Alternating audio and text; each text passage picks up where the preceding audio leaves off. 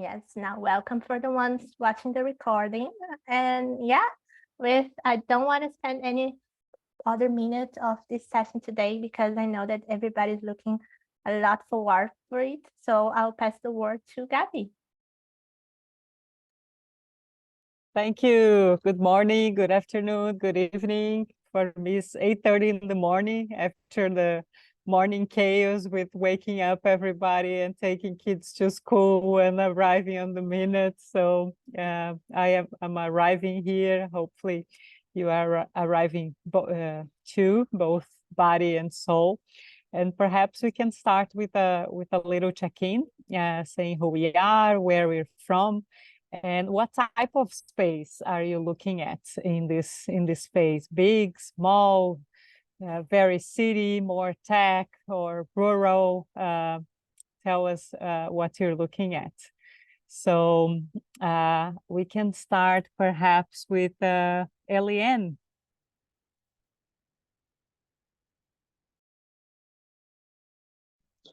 Okay, hello, Gabriela. It's very nice to meet you. I live in Ubatuba. It's north coast of São Paulo, and I and our team we are making our impact hub here. We are very happy and very exciting with many experience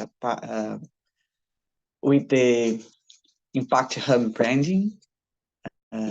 It's very interesting here. We are working a lot. We have a space that we rent, and we are trying to, and we are making it now. That's it. Okay. You can call the next person, Eliane. I didn't understand you. Can you repeat? You can call the next person. Okay. I am just with the cellular. I don't see all the people. Let me see here. It's I can choose someone for you, Eliane, and maybe Gabby. Sorry, I forgot to brief you, but we have different levels of English today. So just for you to know, we have since beginning levels until native English speakers. So just for you to know. And I will choose someone for you then, Eliane. Maybe Benita from Abuja. Okay, thank you. Benita, can you hear us? Okay, yes, I can. In your case, you are rebranding, right? So you can share maybe a little bit about the space you currently have actually in Abuja. Okay. Hi everyone. My name is Benita from Abuja. We currently run Impact Central Social Innovation Hub, and then we're rebranding too. So we're currently in the Impact Hub Academy.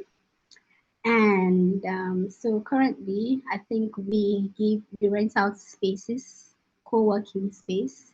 We also rent out event space, and then we have the board conference room. We have the meeting rooms, and then we do some programs around incubation and entrepreneurship and and then we also have the entrepreneurs in residence, right? Basically, I think that's what we do currently. So yeah, I don't know if I'm missing out on any other thing that I was supposed to share about. Hi Carol, can you hear me? Did I miss out on any other thing? Yes, no, it was perfect. We can invite someone else to speak. Okay, all right, thank you. So who do we invite, Benita? Who would go next? Okay, on my screen, I have Joa Barbosa from Impact Hub, South Florida. Okay. So yeah. Good morning. I'm João Barbosa. Here, I see that Fernando and Henry, also from our hub here in South Florida, are here at the call. And we are at the beginning, of course, like stage. We applied for a tri-county hub. So we are in Miami, we are in Broward and West Palm, so like 3 counties.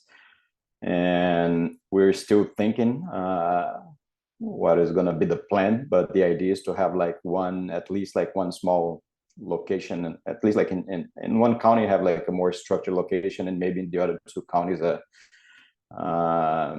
it's like smaller places. But we're still, like talking to people. Like we schedule talks with the other hubs in the US to see what they're doing, how they operate, and not only on the co-working space, but also like with the other revenue streams. And so we're still trying to figure out, like Fernando, which is one of the co-founders, he owns already a co-working space in Coral Gables here in Miami.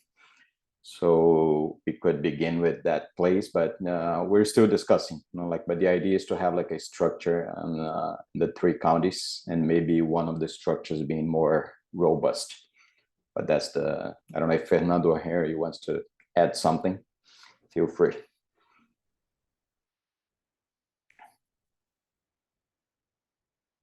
Just to confirm that's the whole idea, to have some representation in 3 different counties. So we are still looking at it. My space is not. You can fit 10 to 15 people. That depends on the organization, but it's not the perfect location for an impact hub. So we are still dabbling the idea that you can partner with someone on a revenue share proposition, or use some kind of unused space of the other hubs, on even some government regions that have something that can work together. So we're still working on that. Thank you, Fernando.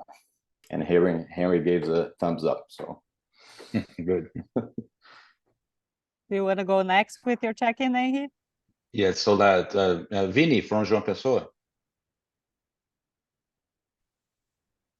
Hi, John, and everyone. It's nice to be here with you guys. Here in João Pessoa, we are still developing the project.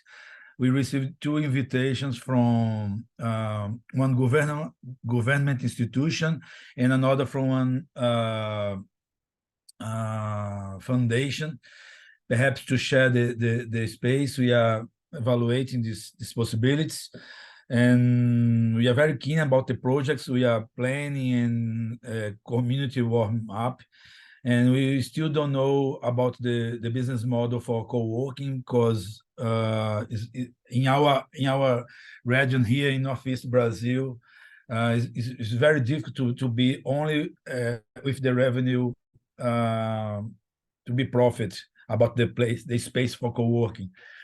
Different for, I guess, for the other parts in the world, but here it's very difficult. So we need to manage the occupation for the space together with the other proposals about events and projects. And let's see. We are very keen about how we are being received by the institutions we are connected with.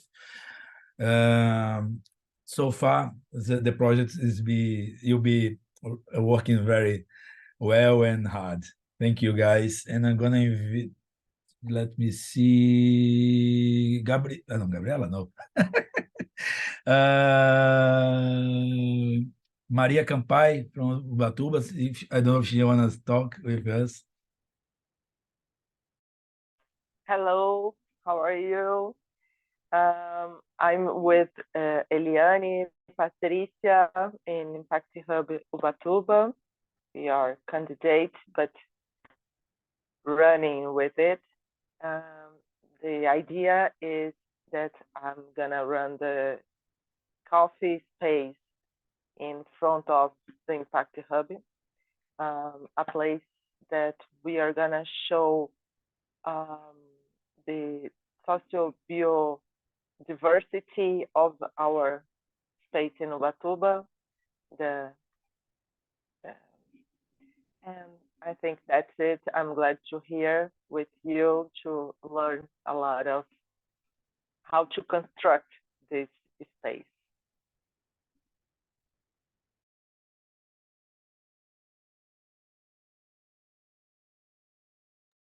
Perhaps we Sorry, can move to I Vicky. have to.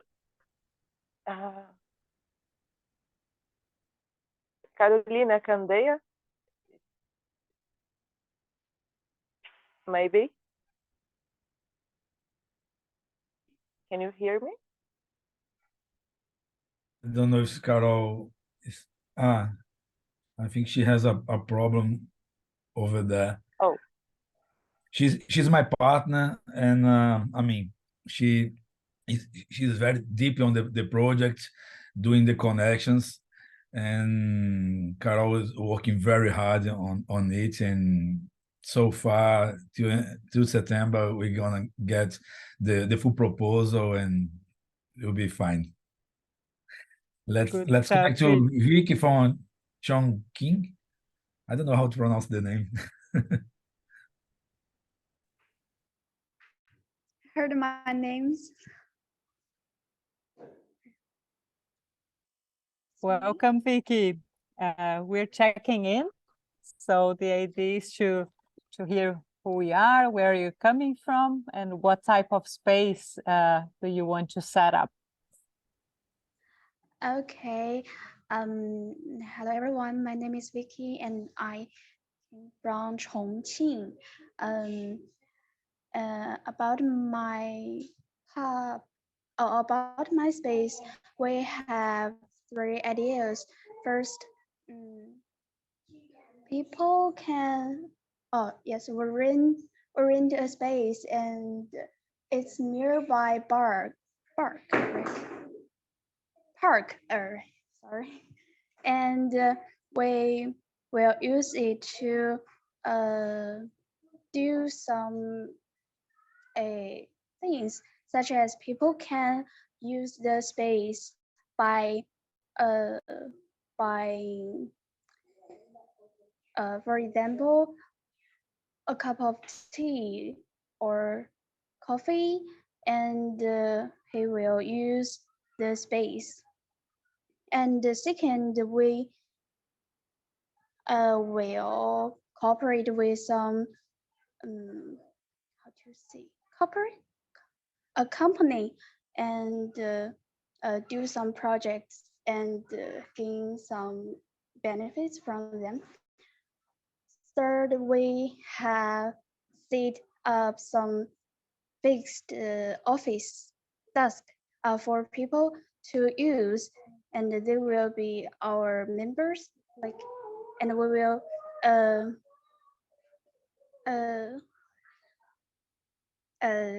that's all.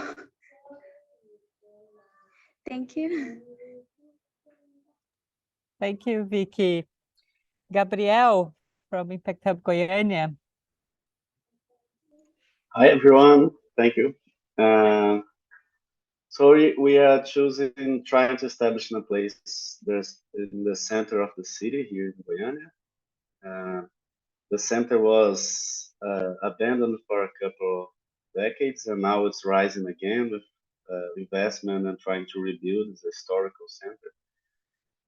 So we're trying to be there. It would be not only we found a sort of Drake mansion.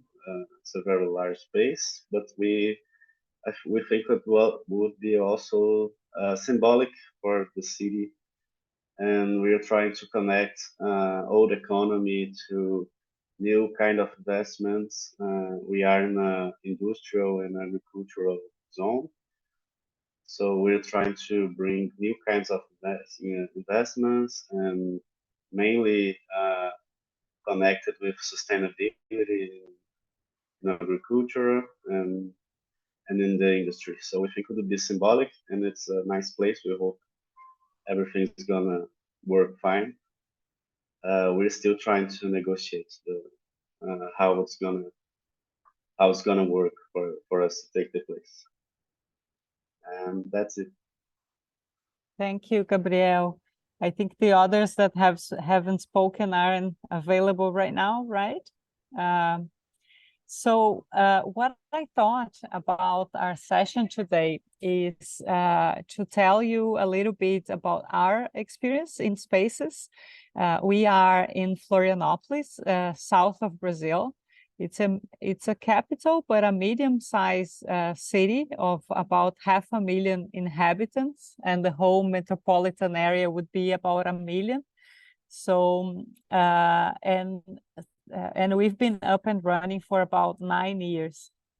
And at the moment we have 4 spaces. So what I thought is to share with you a little bit about how they look like and what function they have in the ecosystem and how big they are, and especially the different business models. Many times Global asks us to share because we've been pretty much experimenting and improving the business model from one space to the next. So perhaps I can give you some tips of what works best and what doesn't work on that sense. And also just mention a few other examples of interesting impact hubs which have experiences on things that you mentioned in your check-in. So for example, impact hubs that are experienced in running coffee shops and restaurants together with the impact hubs, or that have a partnership with public or corporate spaces, and how that can look like.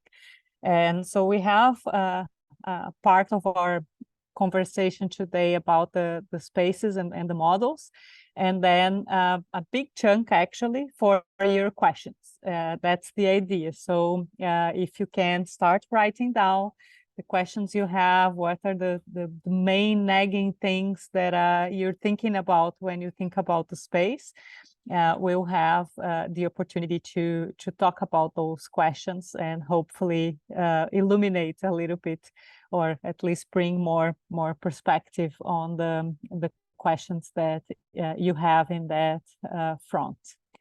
Does that make sense? Yes. Is the rhythm of the English okay?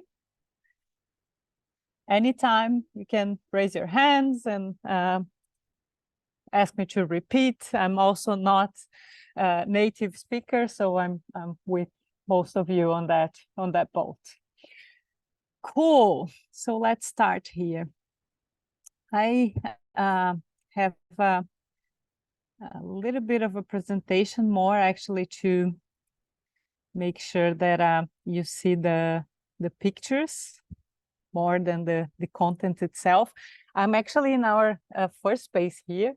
You see it's there's some stairs on my background, and here we do events in the evenings and weekends for up to 500 people, and then we have the spaces themselves with the offices, the co-working spaces, and so on. So this is our first and largest unit of the 4. So I guess I'll start with this introduction about the importance of the inspiring spaces. As you know, the very origin of the Impact Hub relates to having a shared space for co-founders and entrepreneurs to meet, do business together, learn together. Our very first space in London, almost 20 years ago, had that idea and had since the beginning the technology of the co-design, where we get together, we think about what are the highest ambitions we can have as entrepreneurs, with our intentions for our businesses, but also for our larger community, and what is the space that's the best container for that, right? So that's always the starting point when we think about the space. What's the best container to invite the people we want to be part of this community, and for the projects we have, both our individual projects in our organizations and our shared projects for our community to thrive. So since the very first Impact Hub, that's how we started the spaces, and always with a diversity of entrepreneurs. Many times corporate people who want to do good, but also NGO people who want to be more professional. And then as we evolve and the world became more complex in those 20 years, this variety of entrepreneurs is even it's even more diverse, right? Because now we have the artists, the creatives, the tech people, and the investors, and the philanthropy, and all of that together in our spaces. So that's in our DNA. For us here in Floripa, we've been in the city for 9 years now. Also, the spaces were a very important part of our history. It's a space, it's a way for people to concretely see what we talk about. Many times we have awesome projects that run in different geographies and so on, and we tell the stories, and we have the videos, and we have the photos, but it's a different sensation, it's a different feeling to come there and then meet people and see how it looks like. So that has been an important part.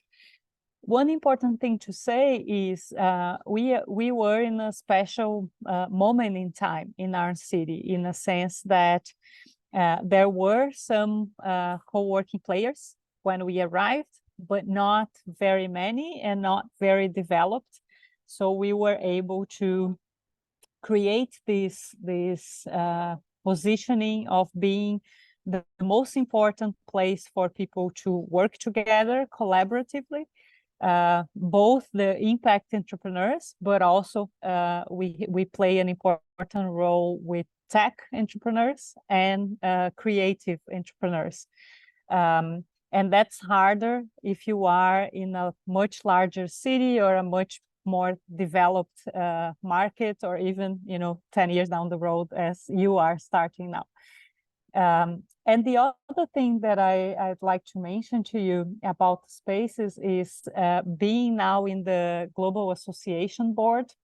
One of the pieces of feedback we receive very often from our global partners is that we reached a level where we are seen as an important global player, professional in the way we deliver the things we deliver, with partners such as the European Community and the GIZ and global foundations and so on.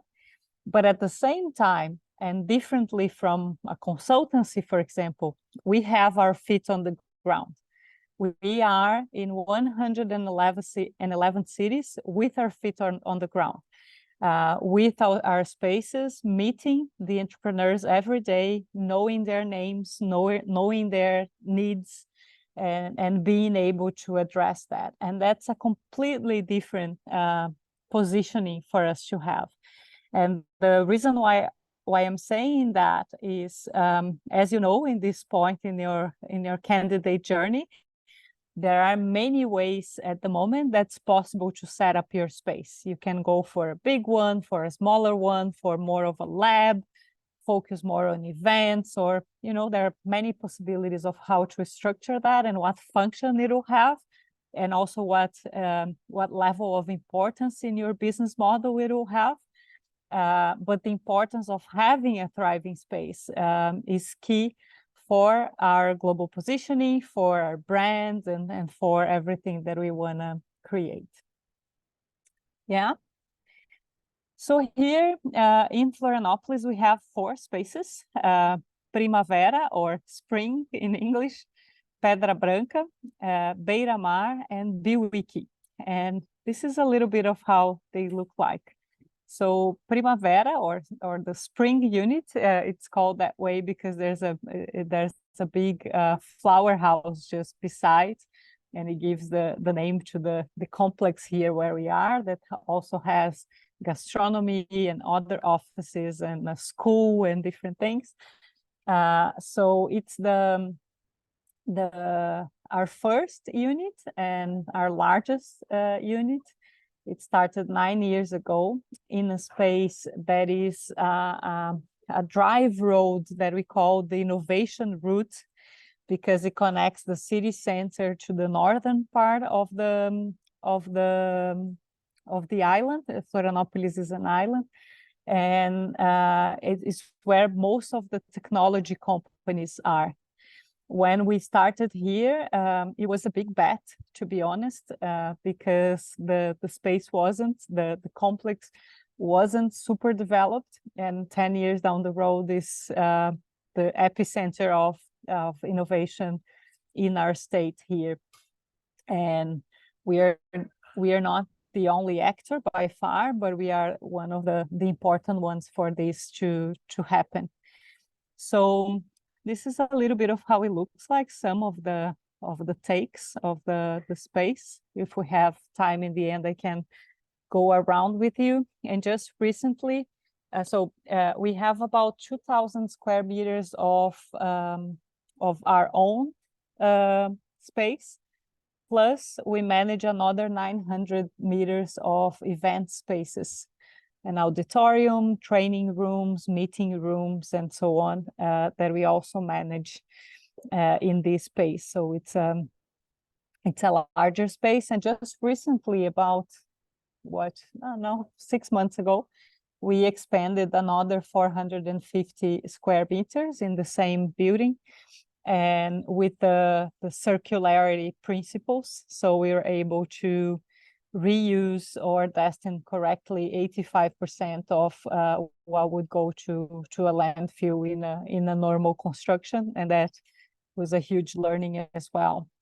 So in this space, it has more of the vocation of innovation and technology, but obviously impact is a big thing for all of our spaces. But just because the location is together with the main technology association in the region and so on, this has more of that feeling. In the same space, we also have a business accelerator, we have an investor fund, we have an open innovation program from this technology association for big companies to connect with startups. And the role we play here is the one that brings, it's a role that brings diversity to the space, because we are able to invite entrepreneurs in various stages of their entrepreneurial career, from the ones that are starting, the solo entrepreneurs, to the corporate innovation teams of larger corporations. We have both in our spaces. We also play the role of being more, how can I say, more modern and more not so formal. So the members of Impact Hub are the ones that are in these shared areas, like having their meetings and sleeping on the sofas and wearing flip-flops on summer and so on. And we also play certainly the role of impact in a way that we bring to the space and to the whole complex, the whole environmental, social, governance, and impact conversation. So this is more or less how it looks like. In terms of business model, we both for the private areas, the co-working area, and for the space area, for the events area, we pay a revenue share to the owner of the space. So the way we structure the business is, after some evolution along the years, is that we take care of everything from cleaning to maintenance to the hosting of the members and the event clients. And we pay to the owner of the space a revenue share for them, which is a model that we like very much. The second space we opened about a year and a half after the first one is in in an area in the continental part of close to Florianopolis. Is actually another city for the guys in Miami, is another city in the same metropolitan area, city called Palhoça. And it is planned urban area, planned neighborhood, focus on creativity and sustainability. So it used to be 25 years ago a farm, and it's now a place where over 10,000 people live and over 5,000 people work, and has a big university, 2 schools. So it's a functioning neighborhood in the area. There our space is smaller. We have about 500 square meters, considering both the co-working area and the events area.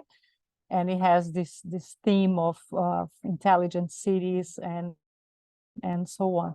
So this is a little bit how it looks like, both the co-working area and the space. And there we have a fixed rent defined with the space. Both in the first space that I showed you and the second one, we were the ones doing the initial investment of the construction. And then I move, so then we had a space that I'm not putting here that we opened and closed during the pandemic in the south of the island, which doesn't exist anymore. So this space that I'm showing you right now, it does exist, is by the seaside. You can see the sea there from the windows. It's space in the city center, more in a more noble part of the city center, if I can say so. So it's very well located. Just give me a second, because I'm calling from home. Let's see if everything is fine with the kids. Just a second. Oi, Dona Maria. Oi, lindão.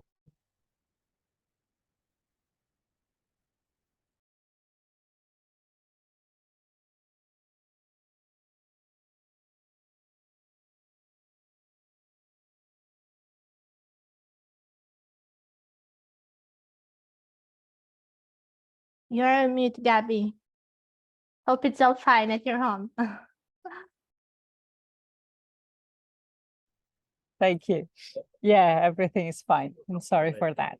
So this is another location, and in this one, we tested a different business model where the owner of the space, this is 2 floors in a noble area in the city center, and it's about 700 square meters. And for this model, what we did is that the owner of the space actually funded all the construction, the renovation, and the infrastructure in the beginning. And then we set up a model where we operate, we bring our expertise, the brand and everything else that you know.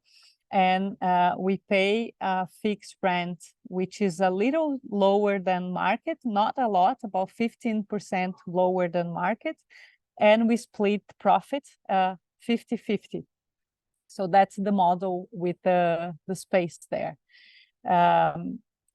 What's good about that is that we didn't need to put a lot of money up front. What's not so good that we saw during the pandemic is that when we have challenges in the business model and you pay a profit share and not a revenue share, then you start getting a lot of questions from your partner and some suggestions to cut costs that are not according to our mission, really, right? So put more offices and stop that collaborative space that's not very profitable, and suggestions like that when your partner is not very aligned on impact, it can happen. So this is a model that it's interesting on that side of the investment, but I wouldn't do profit share again. I would prefer to do revenue share, and then we understand what the best what the best decisions are in terms of optimizing the space at the same time that we don't give in our mission and the reason why we exist. So this is a little bit of how this space looks like.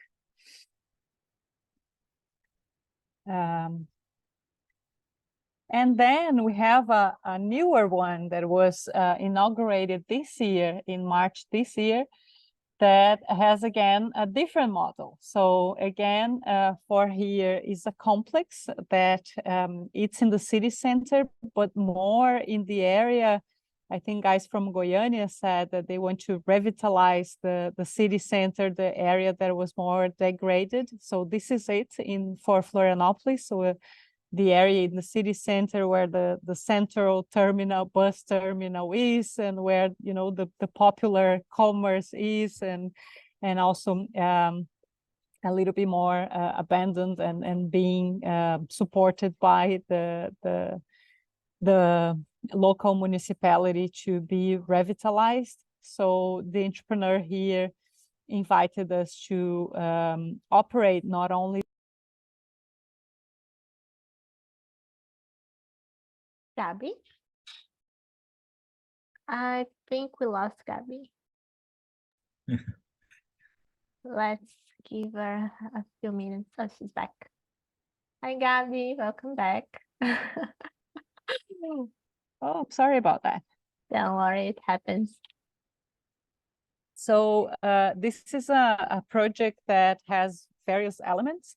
It's a new alley, really. It's a new street connecting one square to the other that has a gastronomy area, one full building dedicated to co-working in the first 2 floors, and then co-living in the other 8 floors, and then one full building dedicated to health with a day hospital and clinics for medical clinics and laboratory and a senior living, and so focus on health. And then also the parking area brings some insights on mobility. So if they have not only the parking, but they have cars per signature, both per hour or per month, and other things related to mobility, for example. And then we were invited by the entrepreneur to operate both the co-working and co-living.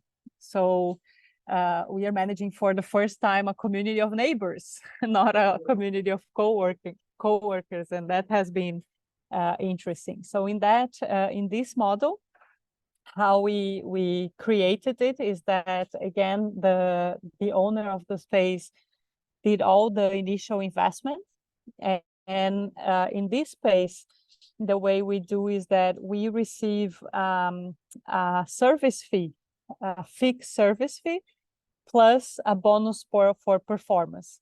So in the end of the day, the revenue is actually of the owner of the building, but then he pays us a fixed amount plus a bonus on performance based on the occupancy rate of both the co-working and the co-living. What I can tell you is that in our case, these 2 last models that I mentioned, where the owner of the building put all the investments and we didn't need to fundraise for that. The reason why it happened is because of the credibility and the work that we were able to do in the first spaces, and really transform that into you know, the pumping heart of what happened in super important addresses in the city when it comes to innovation, to meeting, to creating spaces where people want to be. And the tip for you here, I would say, is to borrow that from the global network, right? It's obviously easier that if you do it yourself and your investors see it, but you can always travel and take them to other places where that has already been done, so that you show this is what you want to do and this is how it is, and get the testimony not only from the Impact Hub in other locations, but from their partners as well. for example, our partners in those spaces in Florianopolis are always very happy to tell about their experience in and how important the Impact Hub was to address their vision. And this is another interesting thing when it comes to the value that we bring to those addresses and to those partners. So what we've been seeing is, especially on the out of the 4 spaces that I showed to you, on space 1, 2, and 4, we have a context where the owner of the building actually owns a larger real estate area around where the Impact Hub is. And they not only receive their rent or the revenue share on time from us, but the fact that we are there and then we attract a lot of people to the place, and then we create an atmosphere that then makes the space be wanted and be a space where people want to be, it creates a positive effect on the other businesses around. So just to give you an example, here in this space where I am in 2019, so last year before the pandemic, we attracted over 40,000 people on events along the whole year, from meetings for 4 people to events for more than 1,000. We invited or we hosted more than 40,000 people in the space. So that meant that 40,000 people, or almost 10% of our city, were introduced to this new address. Some of them were interested in renting a particular office space directly with our partner. Many of them had lunch or dinner in the restaurants around, who also pay rent to the owner of the space. They paid parking, and and then all of these things that we generate are positive for the partner, on top of the rent or the revenue share that we pay to them. So that's definitely a big selling point. So the partner on this particular space where I'm at, they said the following, that they have the occupancy rate of 96% of all their office spaces. Whereas the neighbors here who have commercial spaces for rent have maximum 60 to 70. Plus, they are able to pay, or they are able to charge about 30% more on the space than the neighbors.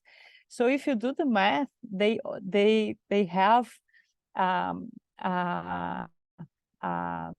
return on investment of their real estate that's almost double the neighbors in the same place, and they attribute an important part of that to us.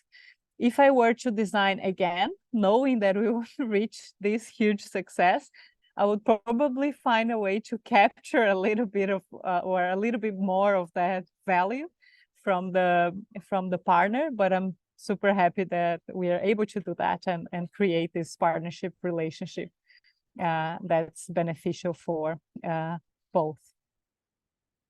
So this is BWiki, both the workspace and how the co-living space looks like.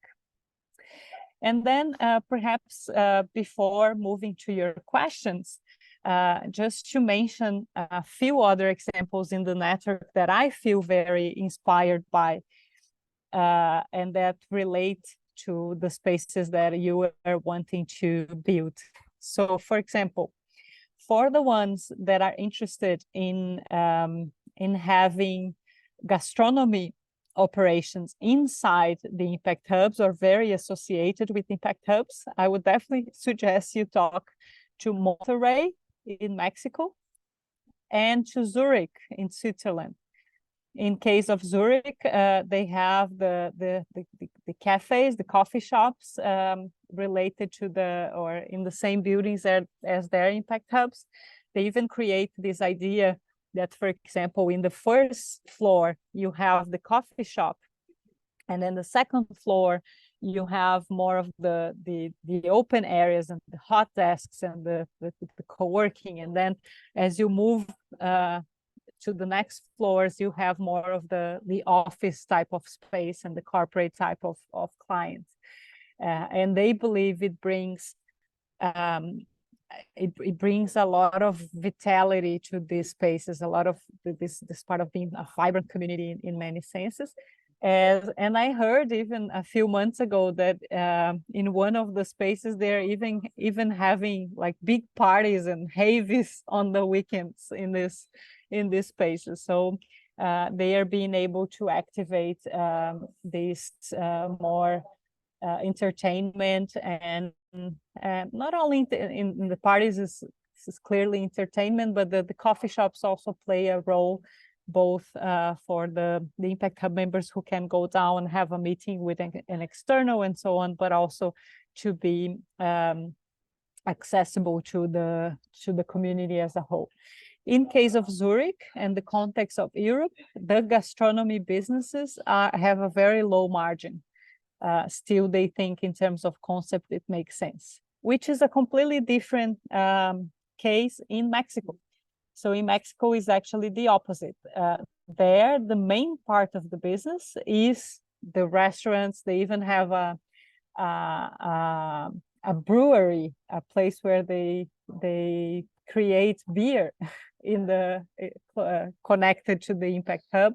So they have restaurants and they have coffee shops, and their space is very related to this place.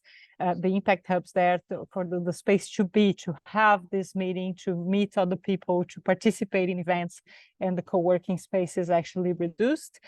And there they are able to have large margins on, when I mean large margins, is like 15-20% profit margin in the operations related to gastronomy, to the brewery, the beer part, and the coffee shops. They also became a reference when it came, for example, the LGBT plus parade starts where Impact Hub is. So they were able to create this meeting place for women, for LGBT community, for they sponsor some athletes with disability, for example. So they have many things related to this concept. And they also, Gabriel, were able to create, or to one of their addresses is in a place in the city center where they used to have drug dealing and used to be like really unsafe and so on. So they were able to create an address there and then involve the neighborhood, and now it's one of the places that tourists would go to on top of the local people, because it's safe again. So it's very interesting to see their vision and the transformation that they were able to create, obviously together with the public municipality and some other neighbors in the area, in the city center of Monterrey. And another thing that you didn't mention very directly, but that I really like when it comes to spaces, especially in larger cities or more developed markets, are the models that were created, for example, in Vienna, in Austria, or in São Paulo, in Brazil, with thematic spaces in partnership with corporates or public organizations. So, for example, in Vienna, on top of the normal Impact Hub, they have the Climate Hub. And the Climate Hub is a space that used to be the building used to be from an energy company, and now it's a building focused on climate solutions. So they have these energy companies and other companies that are trying to innovate to reduce their carbon footprint. These large corporations have an office in this space, and then the Impact Hub curates and invites the startups, the innovators, that can provide the solutions to the larger corporations or to their supply chains. And why I believe that's brilliant is because it addresses very directly some of some aspects of our theory of change, and it connects in a very elegant way these two elements of the space part and the programmatic part. So in that context, the being in the space is also being in the program, right? Because the corporates pay their membership for having their offices, but they also participate at the same time in open innovation quests with startups and innovators to help them reduce their carbon footprint. And that's more or less the same idea of the AIA Hub, a space that Impact Hub São Paulo is running very close to Paulista Avenue, again, a super important part of the city, with a real estate developer that's very visionary and created this whole complex really of that has a hotel, a restaurant, the AIA Hub, which is this decarbonization center for the economy, and also a cultural center and other things like that. And the idea of the AIA space or the AIA Hub is to create this area where you invite the corporates who have big challenges when it comes to reaching net zero in their commitments, especially scope 3, and when it comes to their supply chains and their clients and so on, and then bringing the innovators and the startups in to help them solve those questions. In the case of São Paulo, there is the real estate partner. There is a partner that's more focused on attracting these corporates, and then the Impact Hub plays the role of hosting the space and doing the facilities, of hosting the community, but especially attracting the SMEs, the innovators, the startups, and make sure that this environment really happens in a heart area, in a very important area of the city of São Paulo. So that's another model that I think it's brilliant, because it brings together the space and the programmatic part of what we do, and especially in more developed markets and larger cities, for example, is something that I would really look at. And probably you can find partners with aligned visions to create something like that, less generic, and more focused on, one theme or one key challenge of the city or of our partners and so on. So that's something very, very, very interesting.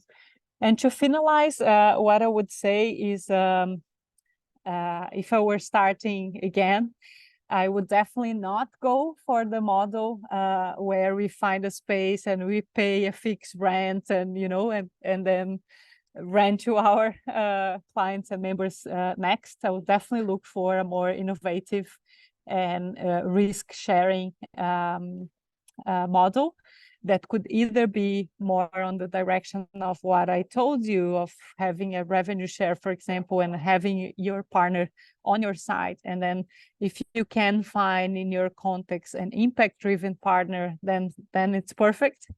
Or to really find these corporate or public organizations that want to partner with you, and the financial sustainability of the business is as important as the impact that you create. And nowadays there are lots of commercial spaces available everywhere in the world after the pandemic, because the corporates didn't come back in the same level they were there before, and more impact investing, more and more aligned allies that we could partner with and make sure that we don't need to put a huge investment up front. I continue to be a fan of larger spaces, not, you know, the 200 square meters spaces, more like lab type, but really a space that can be the place where the community meets and becomes a reference and so on. And obviously having a strong business model behind that is crucial for it to be successful. And I guess I'm happy to start hearing your questions, and hopefully some of the sharing can contribute directly to what you need. Sorry, one final comment that I think, I don't remember if it was Vinny who said the difficulty of making ends meet or making the business model work when it comes to the space. I would say that in our case, this complementary type of business of having the space and the programs has been really interesting for a few reasons. So, for example, the space gives you a lot of predictability, right? If you do a good job, you start the next month with about 97.5% of the revenue you had last year, because you have a limited churn rate, a limited cancellation rate. And that's really interesting, not only because you have a community that you can reach out to and it's present with you and you meet every day, but because you know that next month you're able to pay your fixed costs with the revenue that you already have. In our case, the spaces have different financial performance. So we have from 0 to 15% profit margin in the different ones. The four that I mentioned to you, and we can explore more of the reasons why if you're interested. But still, it needs to be positive, right?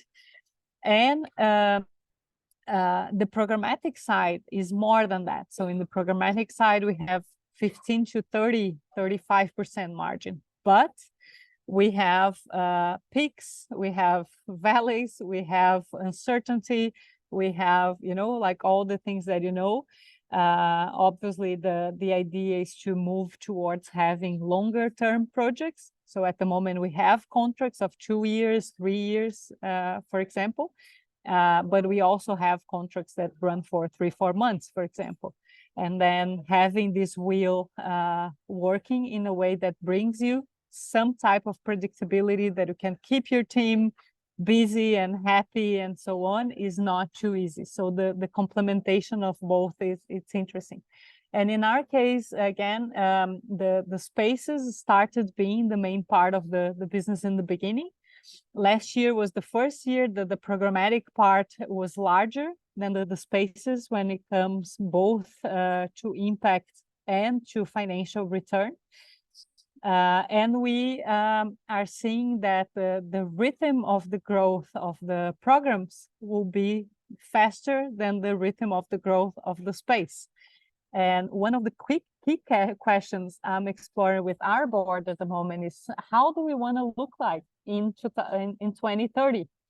Because if we continue on the path that we are in the last 2 years, the programmatic part would be close to 80% of the business in 7 years. And I don't want us to be there because of what I mentioned to you, like having some more predictability and not needing to be running around our tails every month with the programs is something that I want to build in terms of business model. So at the moment we are exploring a few things at the same time, but especially most probably having a third line as important as space and the programs more related to recurring revenue, technology based, or with micro entrepreneurs, which is a line that we work a lot in the programmatic, or with a currency and payments method that our members can reach out to,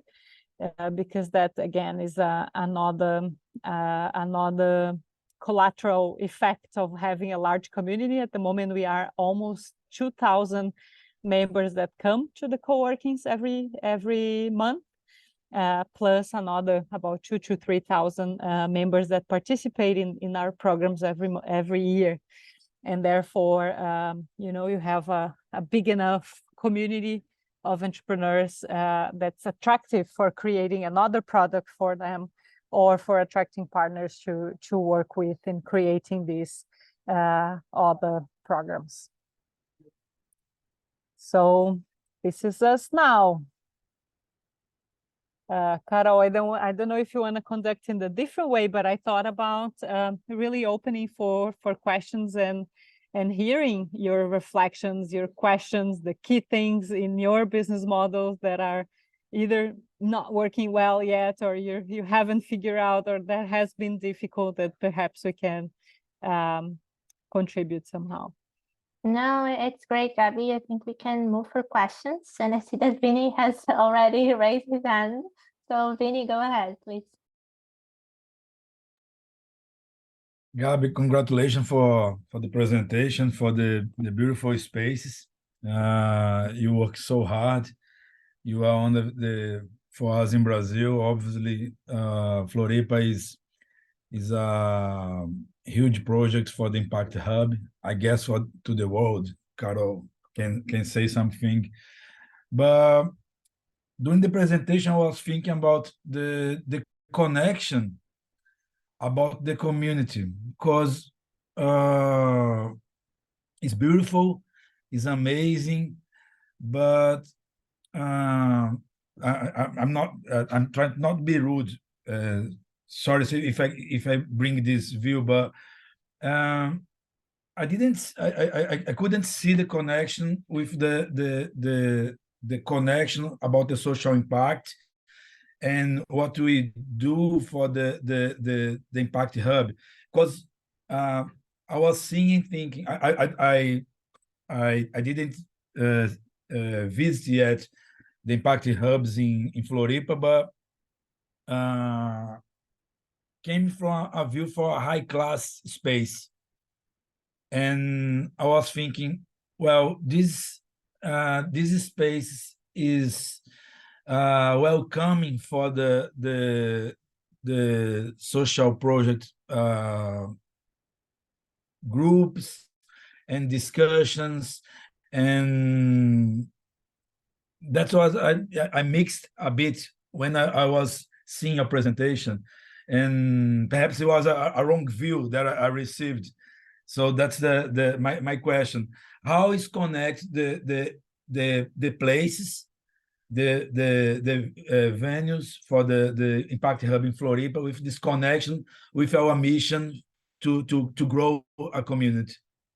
Just before letting you answer, Gabby, and I know knowing Floripa very well and following their work, I know that they are doing an incredible impact. They do impact reports every year, and Gabby will give you a tons of examples. But I just want to highlight that we invite Gabby today to talk specifically about the spaces, and that's why she was very straightforward on this topic and spoke about the different space and the different models that they have connected with the business model, right? And how it generates revenue and how it's financially sustainable. So this is the invitation I made for her. So just for you to know, that's why she also focused on this topic. And you also had other sessions, right? Talking about the business models in general, how it interconnects one offer with the others, about the community building. So all of that, the idea is that session by session, you connect the dots, of course. I understand your point of view, Carol. We are talking about the business model for the spaces, because if you need to be, my question is amazing, the spaces, the models, the planning, but these models must be connected also with the missions. That's what I was mixing here about the how to connect the process for the spaces with this, because in the end of the day, and I completely agree with Gabriela when she answered, mentioned at the end, it's very difficult to make profit and make but it's really good because keep the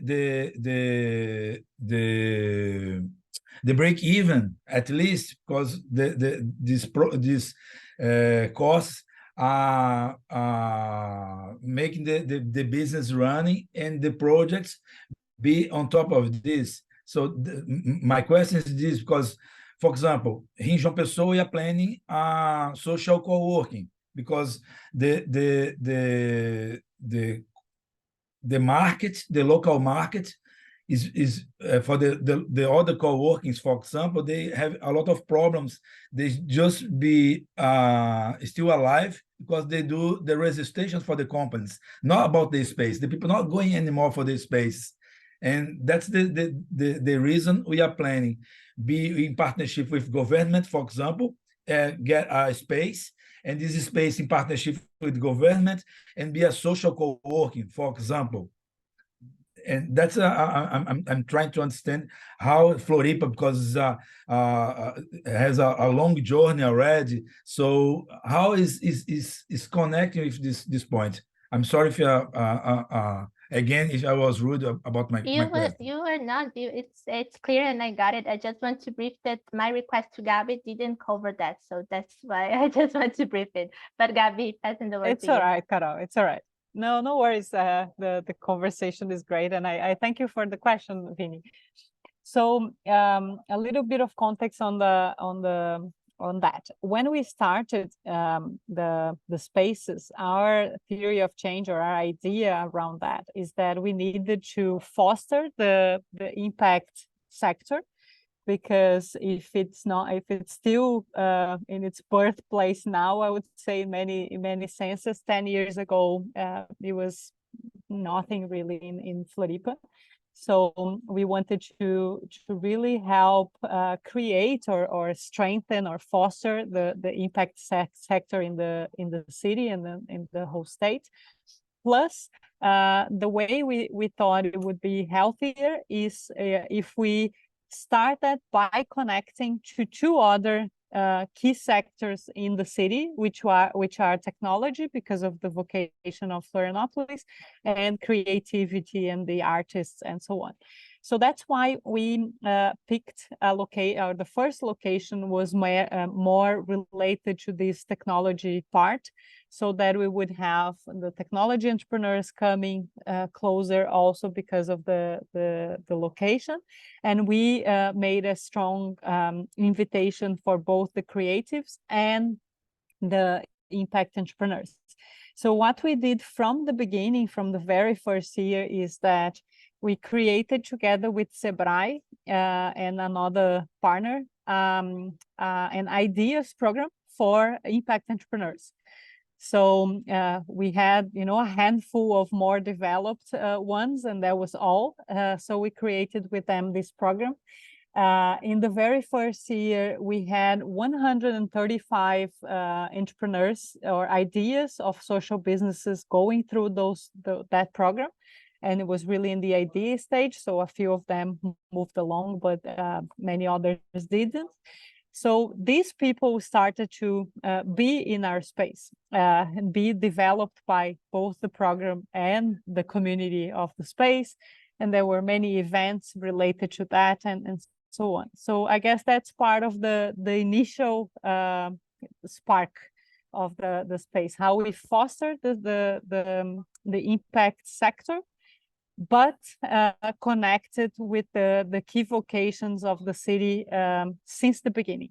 And I think that, Vinny, by the time, and even today, still makes a lot of sense, because when we mixed, and again, we are in a context where we can be relevant because of the size of the city, and perhaps in your case could be similar for the different sectors. When we bring the social entrepreneurs talking to the tech guys, it changes both, right? We have many examples. So, for example, of a company that was a health tech, in the beginning, they saw themselves as a technology company, and what they created was this smart refrigerators for, very sensitive medicines that high-level hospitals needed to keep in the perfect condition for being used. And as they developed and interacted with many impact-driven startups, they started seeing themselves as more of a health company than of a technology company, and very patient-driven, and made a lot of changes in their business model to be more effective when it came to the social indicators of their business, not as much the tech or even the financial part.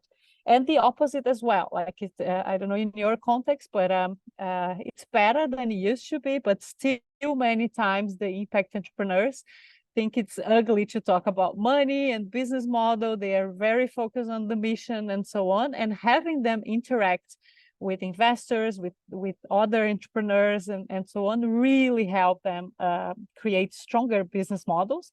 And then they start to see that as the business model is stronger and the financial model is stronger, they can be larger and more relevant on their mission, on the social part.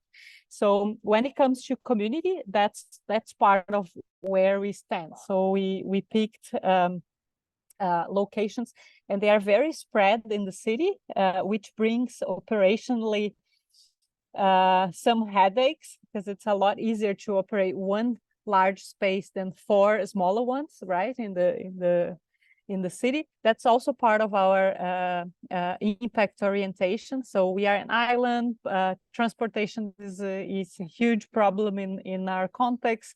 So we decided to create spaces in different parts of the city, so it was accessible. The concept and the way we work, it's accessible no matter where you live, because you have a closer space that you can go to, and we also contribute to not having more people moving from one place to the other and making the transportation problem worse in the city. And then when it comes more to the impact part, I'll just mention, although as Carol said, the briefing was more to talk about the spaces, but on top of the spaces and the community, the 3 main areas we work with at the moment are micro entrepreneurs acceleration, and I can mention a little bit more about that, the startups, the impact startup acceleration, and ecosystems building. So for the micro entrepreneurs, we created a space, we created a program also with the public municipality of Palhoça, that city in the metropolitan area close to Floripa, to make sure we adapt what's most developed when it comes to methodologies for tech entrepreneurs, for example, with the language and the needs of the micro entrepreneurs. And micro entrepreneurs in the concept of Brazil, for the ones from Africa and Asia, are people that have their business has maximum about $20,000 a year of revenue and maximum 1 employee, right? So like very small businesses in gastronomy, in beauty, in repairs of house repairs and those types of sectors. And what we realized, Vini, that although our intention was to bring more and more of those impact of those entrepreneurs to our community and to our spaces, is that what they needed was a different type of support. Let me just check if you're still hearing me, because Yes, it's fine. yeah. Yes, I'm here. So they needed a different type of support, because many times their businesses were not in an office, right? They were on the street or on their house or on different places. So we created the whole community and the content connected to, but not in the same concept of the communities. And this way of organizing allowed us to be in all regions of Brazil. So we ran micro entrepreneurs accelerations in Minas, in Amazonas, in Pernambuco, in Mato Grosso, in Santa Catarina, so in all regions of Brazil, with more than 6,000 entrepreneurs that have passed through that program. And that program is very much focused on dignity of the entrepreneur, right? So the main impact indicator is really to elevate their revenue, the income of their business, so they can they make sure that they have the minimum needs addressed for themselves and for their families. And one program related to that we created in the context of the community is how we make the Impact Hub community more accessible, especially to low income and to Black entrepreneurs in Brazil. So we created a call specifically for those entrepreneurs. And again, they came to be in the spaces, but not as much. They wanted more the support, the network, the support, the mentorship than the space.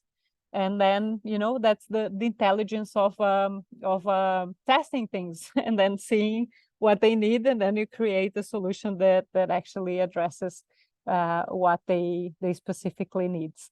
And then, yeah, I won't enter in the two other verticals when it comes to programs, but I could go on and on connecting the community, the impact indicators, the theory of change, and the financial sustainability of the business.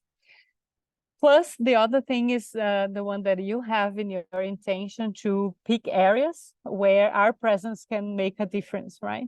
Either to activate the ecosystem as a whole, according to your theory of change, or, for example, to help revitalizing an area in downtown and so on. And if you do have the opportunity to partner with the local government to create a social space, for example, I would yeah, definitely go for it, because it's great to have this type of alignment. Then you need to know or to be careful on many details of the contract itself, so that, you know, you don't do only the hard work of putting up everything, and then 5 years down the road or 3 years down the road, or when government changes all your, but to make sure that the possibility of continuing the work that you create in the determines a lot of who you are. That's perhaps a piece of advice, like the first 20 members that you have, it's probably the minimum size of your community 2-3 years down the road. So attracting the right people in the beginning is super key for your success. Yeah? Juan?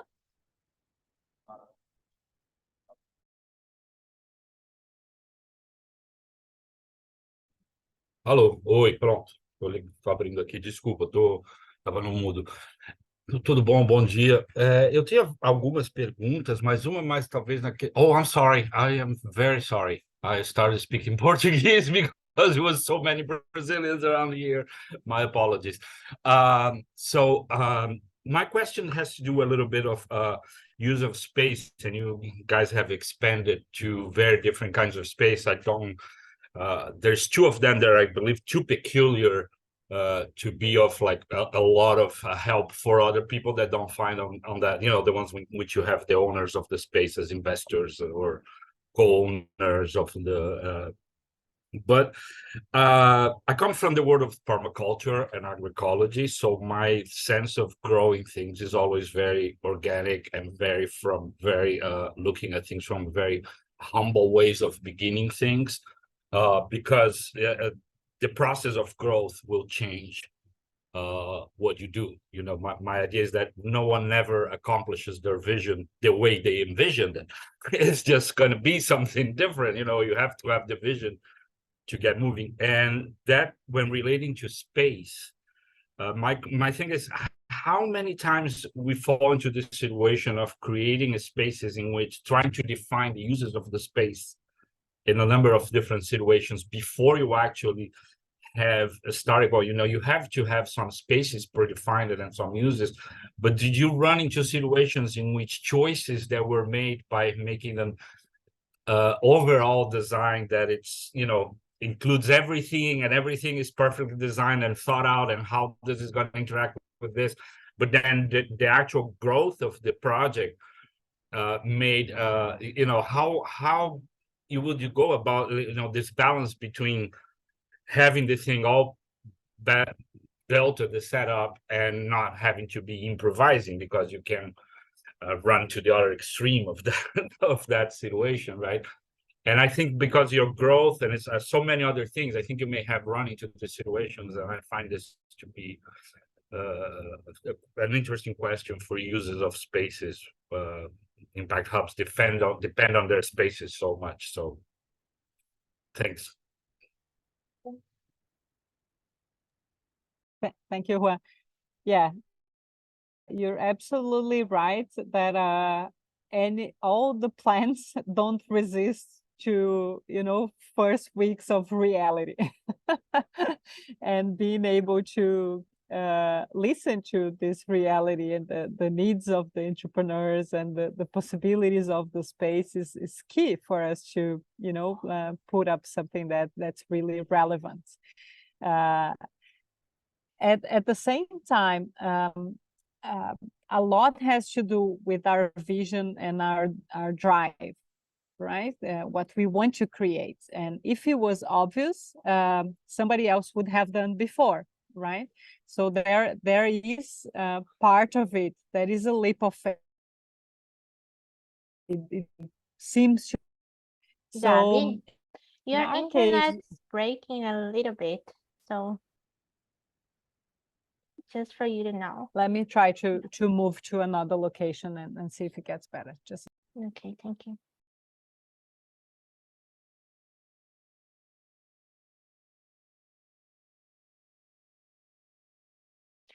Nice that we can see the space in the back.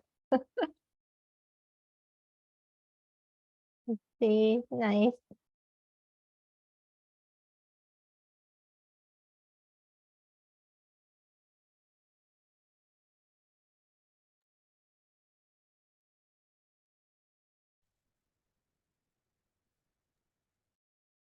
let's see if it's a little bit better here. Yeah? Yeah. So what I was saying is that you have this combination, right, of needing to adapt to reality and to the needs of the entrepreneurs, and at the same time bringing your vision and forward. So in our case, I would say that we did two things. One is, what were the tests, and we follow very strictly all the methodologies that we teach the entrepreneurs, right? So how you put up an MVP and understand if it works and so on. So in our case, we started with 2 MVPs, not related to space. So first of them was an online or a digital group of entrepreneurs focused on impact, where we would build content and connections, but not the space yet. And the other thing was a festival of education and social innovation, built collaboratively from the beginning, both the content and the financial model. And what we understood is that people were not only open, but were really eager to find their tribe and being able to be together. And when it comes to the spaces, Juan, I think 2 things can contribute to the issues you raised. One of them is to really do the co-design I mentioned in the very beginning. So you invite your community in. You have, 30 people, 40 people that intend to use the space and be part of the community. building together with you, what's the highest potential that we can achieve together, and what's the best space for that, right? So it's really a day work that you finalize the day with the sketches of built, with Legos and colorful paper and different things, and then the architects start from there and not the opposite. And then you're true to the vision of the community, not only yours, right? So that's one thing. And the other thing is the way you organize the space. It's flexible until a certain extent. So you will have the desks and the chairs and the coffee area and some of the things that are essential. But then you also have flexible things. So, for example, your shelves might have wheels and be able to move around. And you have a wall that people can write on. And then you have a high table that can be both for celebration and for prototyping. And then you observe how people use the space in reality.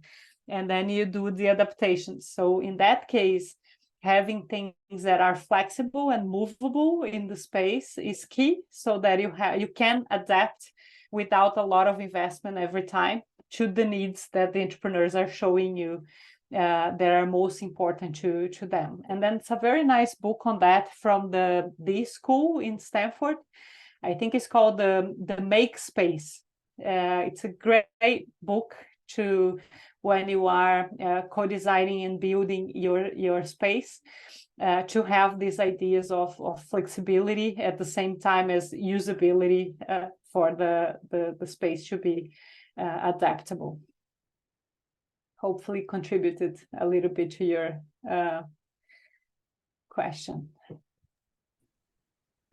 What else? Yes, thank you. I just gonna no, I don't know if Carol has the answer or if you know as well. But first of all, thank you for sharing the different models. It was very interesting to see the different possibilities.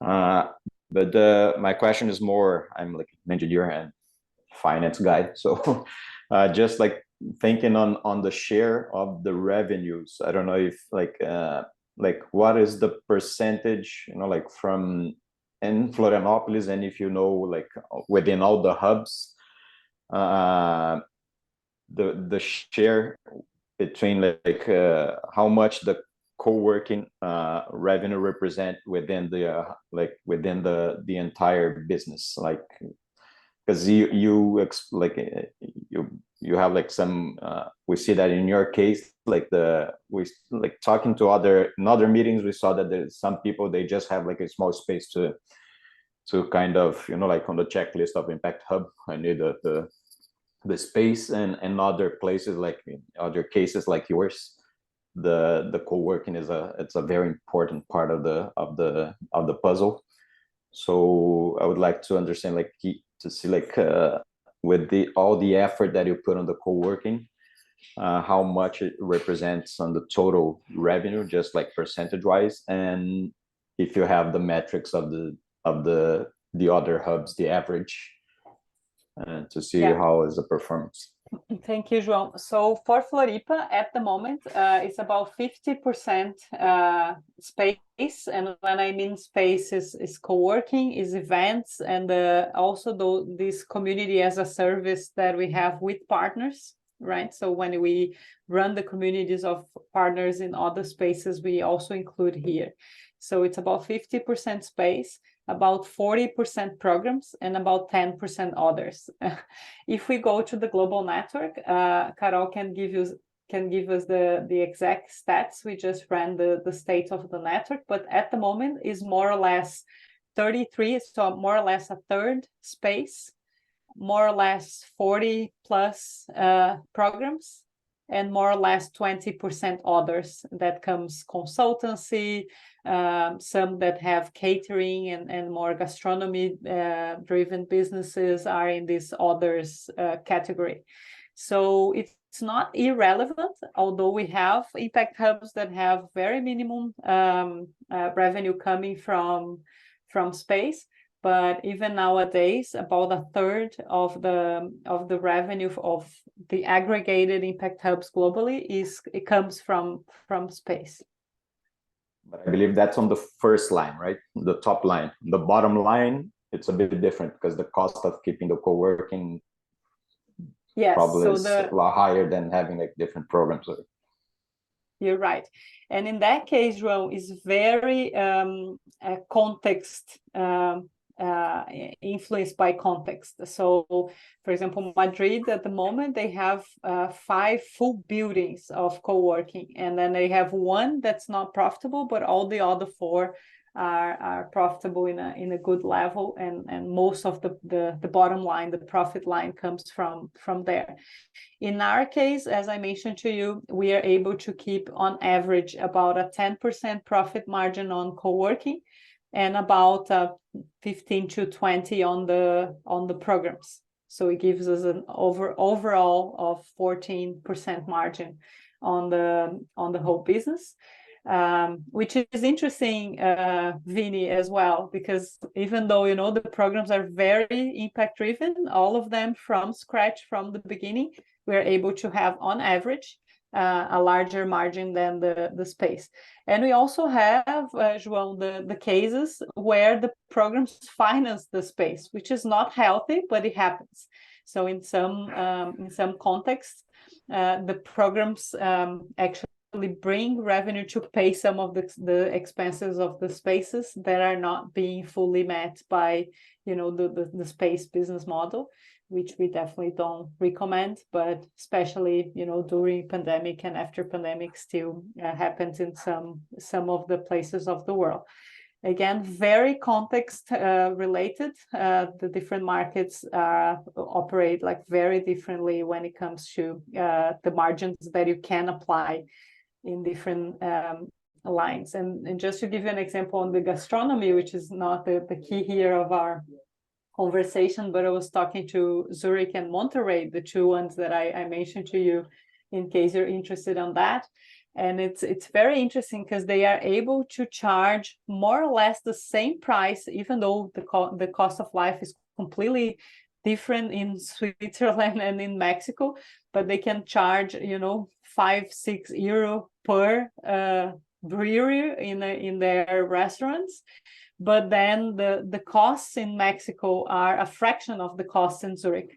So the profit line in Zurich is minimum. The profit line in Monterrey is 15 to 20% on the same lines. So very context related in that sense. Okay, thank you. Yeah.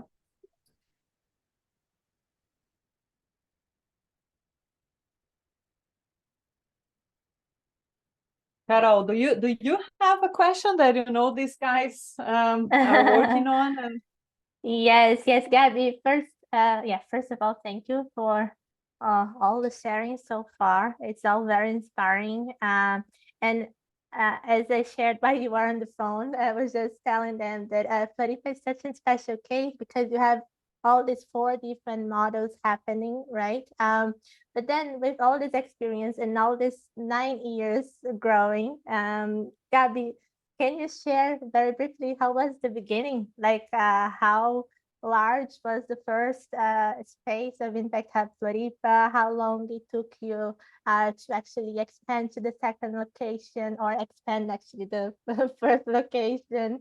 And maybe also how was the fundraising for the first location as well? Sure.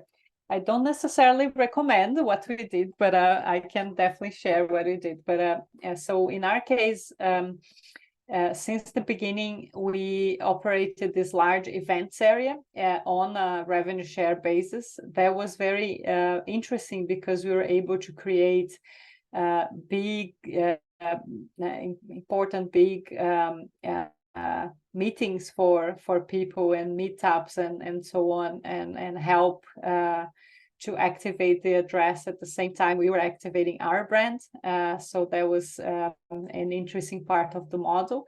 The co-working itself in the beginning, it was about 200 square meters only. It doesn't count meeting rooms and bathrooms and reception, only the the key co-working space, but the key for us was being able to expand as we needed in the same address. So this is how we started, and it didn't take long, Carol. I think about 6 months down the road, we expanded the co-working space where we were. There are some nice photos of people, you know, with the construction tools tearing down the walls and so on, the members themselves. So that was interesting.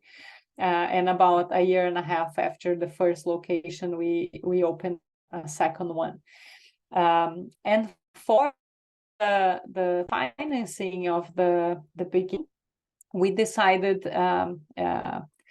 by then, 10 years ago, the legislation in Brazil was changing. So there were the very first cases of equity crowdfunding, where you could crowdfund and offer equity in return.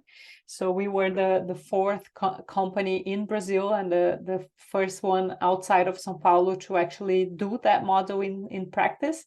We had two angel investors, but not really, because they had, for example, about 35,000 reais or $10,000 investment in upfront, and then everybody else would put from 1,000 reais or from $250 more or less.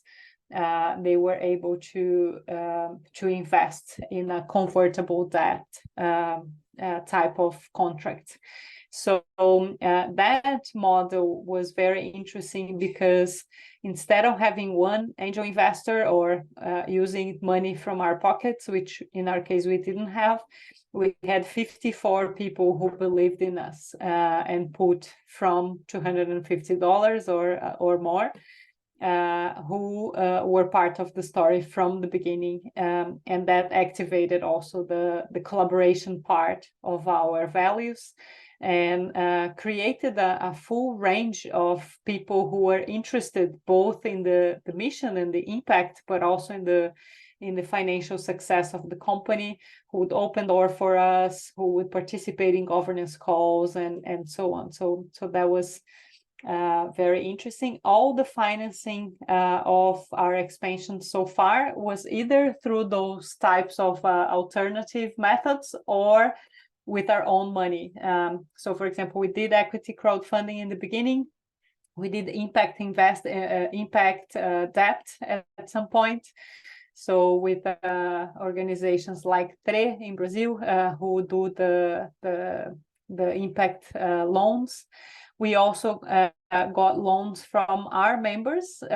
So in one of the expansions, we use our members to lend us money, and we would pay them back in a rate that's better than they would get from their bank, but then was also better for us than we would pay to the bank. So we also did that. And we also use Kiva, which is a channel that Impact Hub Global has, with a global organization focused on microfinancing and impact financing. So we also use that in a much more much better rates that we would get in Brazil anywhere. So we did all our financing in these alternative ways, and are being able to pay them back. Thank you, Gabby. Thank you for sharing. If no one stopped me with another question, I have more questions. So if you have any questions, don't hesitate to unmute yourselves or raise your hands, okay?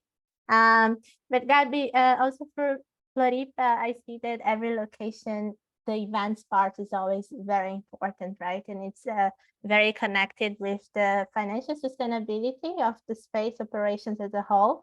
But also, as you mentioned, it attracts people. You had over 40,000 people going to your locations last year. So can you share a little bit more about how the space part of the organization is, the events part of the organization is important for you? Since margins, if you don't mind to share, I know each location is one location, but how it connects with the overall model, and why you keep repeating that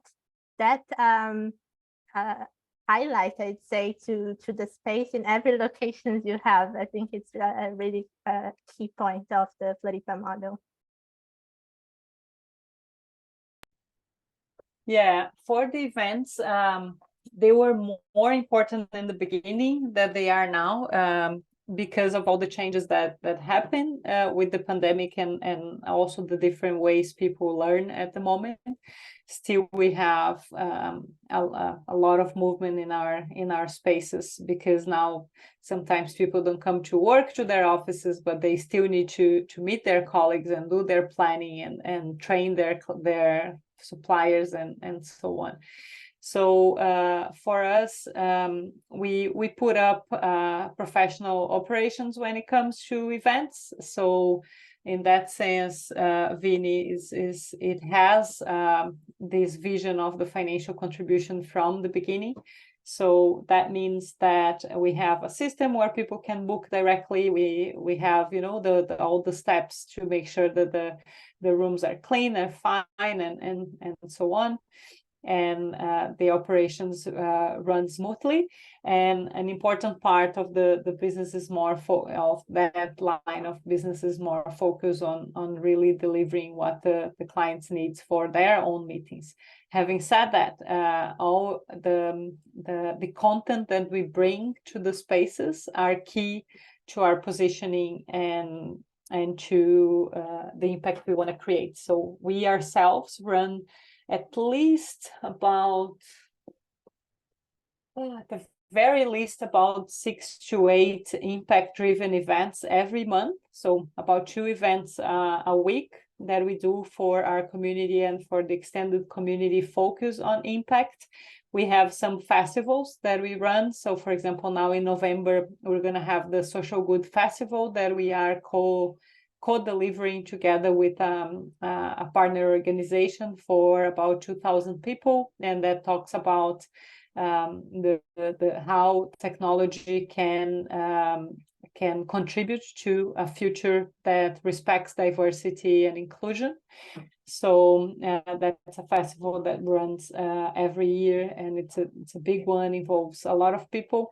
And we also attract events like that. So we ran many times the TEDs, for example, the TEDx's and events like that in our spaces, plus some events that connect the poorer areas around where we are with the wealthier business people and so on. So we have that double eye on the events, how we contribute to the financial success of the company, and at the same time it contributes with content, with the positioning.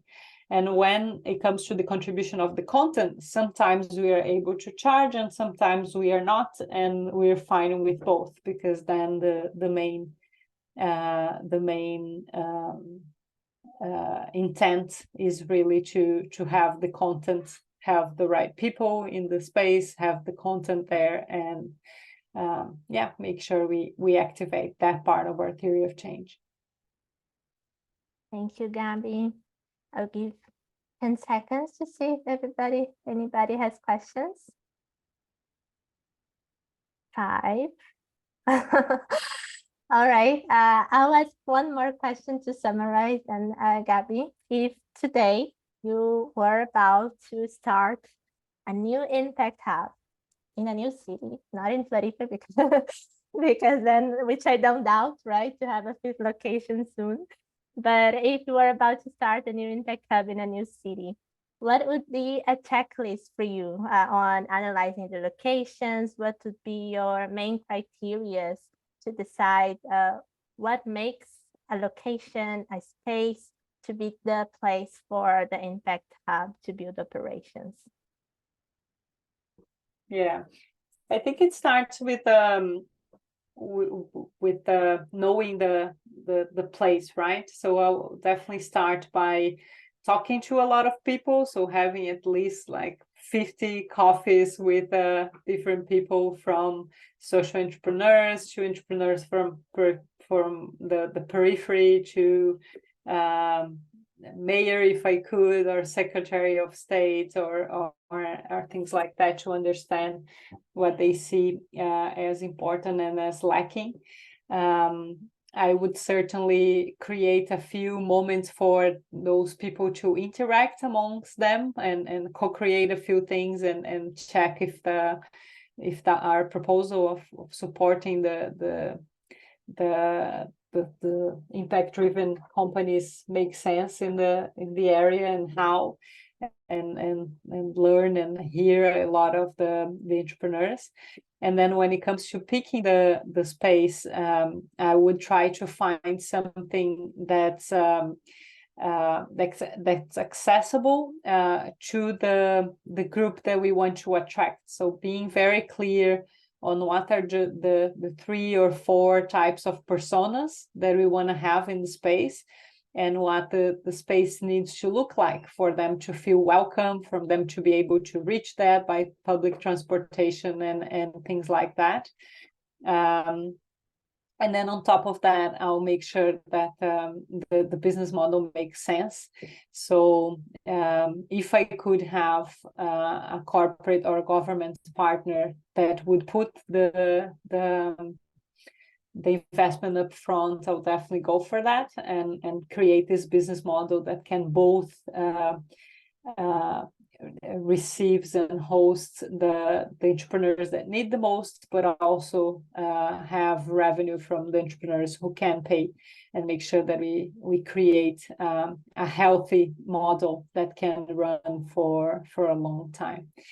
The events and the encounters of these initial members are very key. They are the ones that will tell the others what it means to be part of the Impact Hub and invite other people to come in. So be very intentional on the first 20 or 30 members of the Impact Hub. And yeah, go for that. And if I could, on top of that, I would also make sure that I integrate in an elegant way the space business with the programmatic side. So what's the business model that makes sense for us to be able to address our theory of change in the space at the same time that we run there the programs and activities that we want. So bringing back, for example, the Vienna example or the São Paulo example of how we integrate being in the space with developing a specific initiative that makes sense. And then finally, symbols are very important. So for example, one thing that we have for a long time is that we connect the local agricultures to our members. And then once a week, the local agricultures bring an organic basket of food. And that food varies according to the weather, it varies according to the season, and the entrepreneurs create this connection not only with the health of the food they're eating, but with the person that's growing their food, and they know their names and so on. So symbols like that are very important, although they don't change the whole scenario, but they remind us every time of what we are here for. And these are things that people can very concretely share, and it's part of the whole more abstract experience, these symbols that make things concrete and in the direction that's important for us to pursue. Wonderful. Thank you, Gabby. Thank you for inviting me. Carol put here my email address, so I'm happy to continue the conversation with you. And I hope, I hope the best for your journey in exploring what it will look like to create an Impact Hub in your city, and joining the Impact Hub larger network.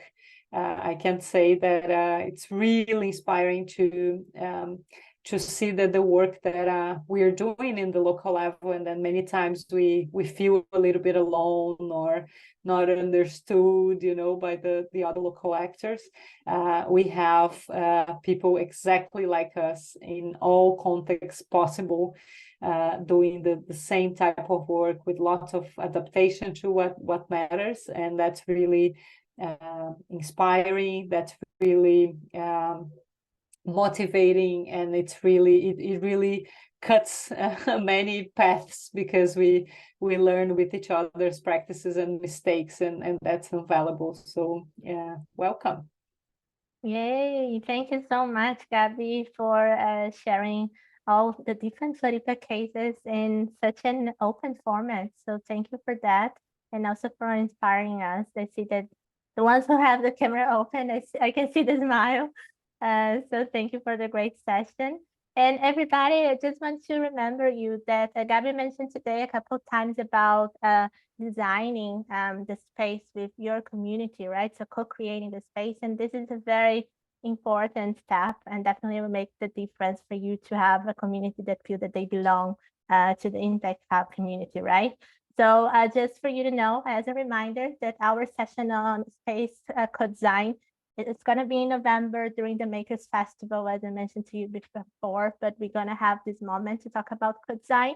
And also we have so many materials, great materials in the knowledge space in the community platform about space.